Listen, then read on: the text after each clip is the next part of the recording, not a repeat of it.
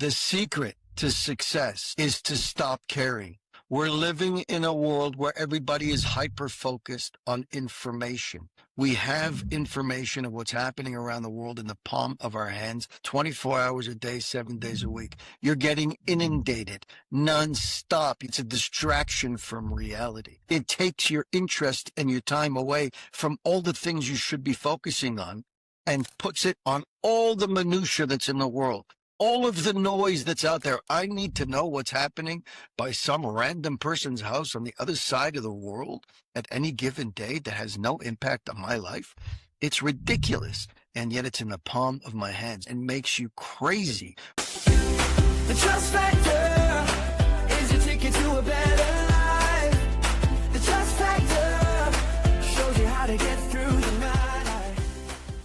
Good morning, everybody, and welcome to the Trust Factor podcast. Thank you for joining us for another episode. I'm going to get personal with you guys today. I'm going to invite you into a phase of my life that happened to me that many people might be embarrassed of, but I am not, especially not in today's society that we live in, which is strewn with all types of pressures and challenges, which ultimately lead to issues of emotional and mental health. About 15 years ago, not long after I started to become a religious Jew, I had my first and only, and God willing, my only ever bout with mental health. I fell into a form of depression, and I didn't know what had brought it on. And I was running around trying to get treatment, trying to get help, trying to speak to people who were going to give me the silver bullet. And believe it or not, I got that silver bullet. But it wasn't the silver bullet that got me out of it. Thank God it was a short phase. It only lasted about 6 months, but those 6 months felt like 60 years. And anybody who's dealt with depression knows that a minute is a lifetime. And so those 6 months felt like many lifetimes. But I did get out of it. And the reason and the way that I got out of it is what I'd like to explain to you so that it might help you, because today everybody is suffering from one form or another of mental illness. And we know why. We know it's because we don't nourish our souls. I didn't know that at the time. I actually thought that the reason why I may have fallen into a depressive state was because I had recently, in the previous few years, started to become an Orthodox Jew. Previous to that, 33 years of my life, I spent as a secular Jew, no connection to a creator, no understanding of the inner workings of the world and creation. And suddenly I'm learning every day and I'm growing tremendously by leaps and bounds. And my perspective is completely changing on all of creation and my purpose in this life. I thought maybe that was why. Maybe it was too heavy for me. I only came to realize later on that it was exactly that helped me to get out of it. Let me explain. In the early days, this is going to sound familiar to you if you've dealt with depression. In the early days, I ran around trying to find out why. Again, trying to find out the reason, the silver bullet to be able to turn things around. And I didn't get it. All I got was what the system throws at you, which is broken. The system is a secular system. They send a person to school for a number of years. They give them some textbooks. They talk to them about chemical imbalances. They talk to them about all types of different trials and errors. And ultimately, they all are just Band-Aid solutions because they do not deal with the real problem, which is a deficiency in your neshama. Your soul is lacking. You're lacking spirituality and the understanding that you have a creator and how this world works. They don't address that. They just address the symptoms, not the cause. And that's what was happening. Talk to this person a little bit, talk to that person a little bit. This guy just wants you to keep talking. This guy wants to explain to you CBT that at a red light, you stop and at a green light, you go. And I'm thinking, are we really having this conversation? There's a real serious issue going on over here. I need to get out of this. I'm not talking to you about what you do at a stop sign. If that's where you are, maybe you're the guy who needs therapy. That's what I was thinking. Anyway, long story short, my friends, because I don't want to belabor it. I found myself sitting outside of a doctor's office, a therapist's office, who I was referred to by somebody, a family member. But this individual was not able to see me because of a conflict of interest that they were working with family members. Okay. He put me on to one of his colleagues, and I remember vividly coming to that office and looking outside, and it was a terrible snowstorm in Toronto, and the snow was coming down seemingly nonstop, and the news was talking about how it would continue to come down, and they didn't know when it was going to stop, and they weren't sure how city crews were going to deal with this, and if people were going to get locked into their homes, and my anxiety was through the roof, and I started to realize that I cared about everything. But I was in that office waiting to speak with this therapist, and the other therapist who referred me was there and said, look, come to my office. I can't meet with you really, but tell me, give me the Cole's notes on what you're dealing with. Maybe I can give you some insights. And as I was waiting for the other therapist to open up, I gave over what I was thinking to this new therapist who introduced me. And I was telling him about this very fact that it's a snowstorm outside, and that was making me crazy. I was anxious and nervous about it, and I'm depressed, and everything bothers me. And I'm thinking about this, and I'm thinking about that, and I can't. And he says to me, so wait a second. These are the words that changed my life, so pay attention. He says to me, for 35 years, you've been walking around this planet, and you know all of the things that you just told me to be true, but they never bothered you. And today, all these things that you've known for decades suddenly bother you. And I stewed on those words for a minute, and I thought to myself, he's absolutely right. He just gave me my silver bullet, which is what I gave you all yesterday. Go back and listen again. The secret to success is to stop caring.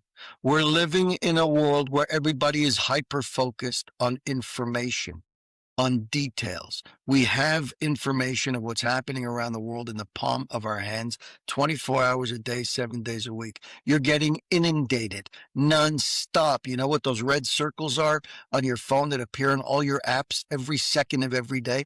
As soon as you log off of Facebook, immediately you look back and you've got another notification. What do you think those notifications are, and why these companies are so determined to get you to sign up to their notifications? Because it's a distraction from reality. It takes your interest and your time away from all the things you should be focusing on and puts it on all the minutia that's in the world, all of the noise that's out there. I need to know what's happening by some random person's house on the other side of the world at any given day that has no impact on my life. It's ridiculous, and yet it's in the palm of my hand. So we're living in a world that demands your attention and makes you crazy with all this useless information that doesn't add a drop of value to your life. You may not realize this. I'm telling you this. This is what drops people into a state of anxiety because they're forced to care about things that they never cared about. That's what happened to me. I cared that it was snowing so hard outside. Who cares? Why? We're living in Canada. We're not living in California where they've never seen this kind of thing before in the desert. We're living in Canada. We deal with this thing every year. At least every few years. We've got all the equipment, and who cares? There's a million different ways to enjoy the fact that you're going to be snowed in. There's so many different, but I don't even think about it.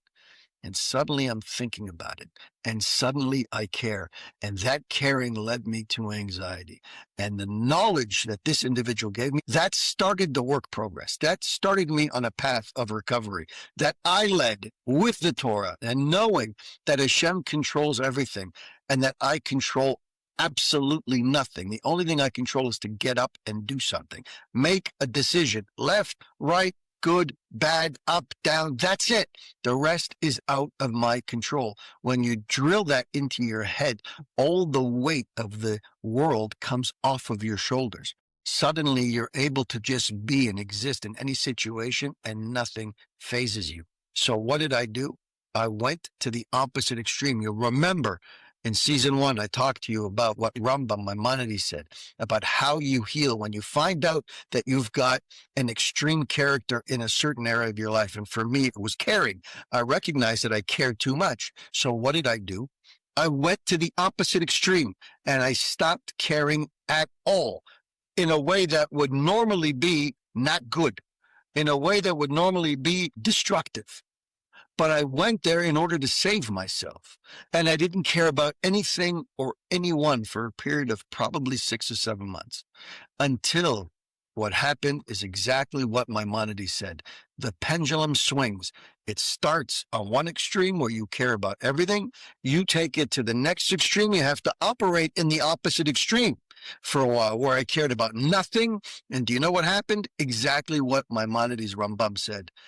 That pendulum found balance. And today I know what I should care about and what I shouldn't care about. And more than that, I know that even when I do care about something, the extent to which I care and how much of my resources I attribute to it will vary depending on the situation. My friends, that was the secret weapon. That was the silver bullet that got me out of it. Again, it's not an immediate cure. It now means you have to work to stop caring. And I say that to so many people that I've met with over the last 15 plus years who are dealing with anxiety. And I keep trying to tell them the same thing.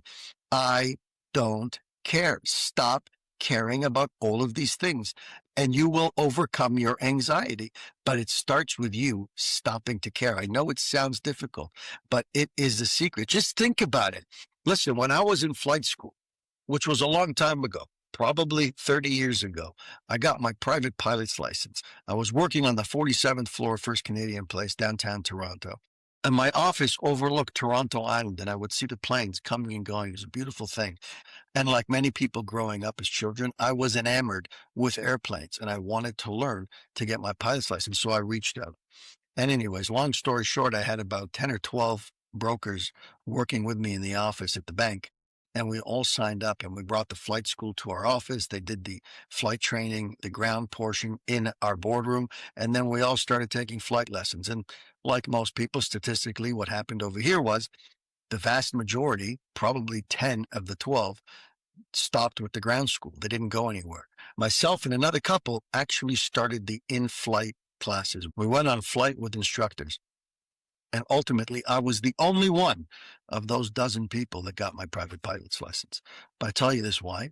Because one of the most important lessons that I ever learned in life was from my flight training. And it goes like this. You're flying an airplane and suddenly the engine quits. You imagine that. There's no pulling over. There's no calling your AAA or CAA. The airplane has no power. You are about to go down. Now, you can do a million different things and it doesn't have to be devastating, but the lesson comes from what you do as soon as that engine cuts out. And my instructor taught me that the first thing that you should do when the engine cuts out is undo the last thing you did. Why? Because you could have very well been the cause of that engine cutting out. And one of the things he suggested was the fuel selector. You have fuel tanks in your wings, and you can select which wing is going to draw fuel. Now, if you didn't pay attention and you switched that fuel selector gauge, you probably selected a tank that doesn't have any fuel in it, or maybe even had water in it. And suddenly that was your problem. So if I switched to my left tank and then my engine cut out a few minutes later, the last thing I did should be undone, meaning go back the other way, 180-degree rotation. And that's what I did. I went back to the other tank, and there you go. The engine comes right back on. It turned out that what I did was the problem. It's the same idea by anxiety and caring so much.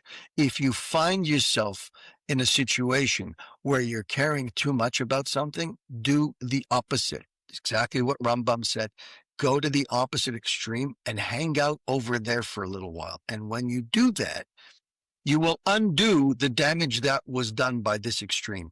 That was what I learned from aviation. And that's an unbelievable industry to be able to learn from, because that's exactly what they do. They learn not in order to undo the past, because we can't change the past, but we can change the future. And the reason the NTSB comes together and puts together, recreates every plane crash in painstaking detail, where they will rebuild the plane piece by piece. Every fragment that they can collect, they will rebuild in a hangar in order to find out what went wrong so that we can fix it tomorrow, because those industries are very impactful. When, God forbid, a jetliner goes down, hundreds of people can die, which means scores of people, families, are affected by this in the most negative way, and society as well. So they invest a lot of time and resources into understanding what happened so that we can stop it from happening in the future.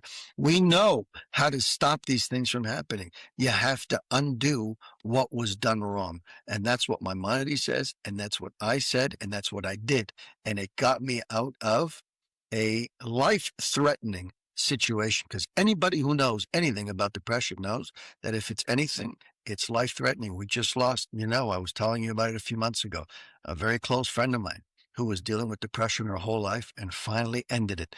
It is a life-threatening situation. It doesn't have to be. The way out, my friends, is Torah. The wisdom of this Torah is what will allow you to survive and to thrive. It's what brought us this far, my friends. The fact that we've been forgetting about it for the last couple hundred years because new shiny things are abound, all of a sudden, all these other distractions are pulling at us that we didn't have 200 years ago. Internet and all these distractions that take away our time and our focus from the real things. We've forgotten these lessons, and we're not allowed to forget these lessons. These are life-saving lessons.